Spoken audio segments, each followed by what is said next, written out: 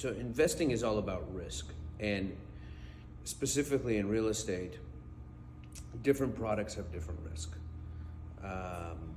When you're talking about multifamily, like apartments, you have to know what's the demand for the apartments, the demand in the area, the demand for the type of product. You know, there's a Class A product, Class B product, Class C product. Class A product is, you know, the really, really high end. B, we can go into those nuances, but there's always levels of risk.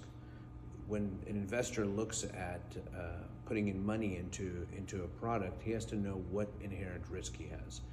The investor's goal is to make the most amount of money for the least amount of risk. And so this is why there's different rates of return on different properties. And each goal or strategy rather that investors have is different. For instance, you can be a cap rate investor where you don't care what the price is, you're just buying cash flow at a certain rate.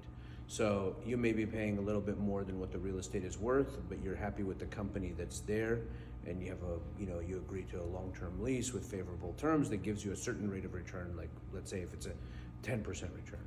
Some investors would buy that same building but don't care about the return as much as the stability. And so they may do a market study and say, you know what, this building is not worth 17 million or 20 million, it may be only worth 10 million. And the way they come up with those is by doing different type of surveys that fit their strategy. And we'll talk more in detail about what those risks are versus the reward in those strategies, and what you're investing in, if you're investing in the real estate, or you're investing in the company or the tenant, or are you investing in the product itself and the future demand of it.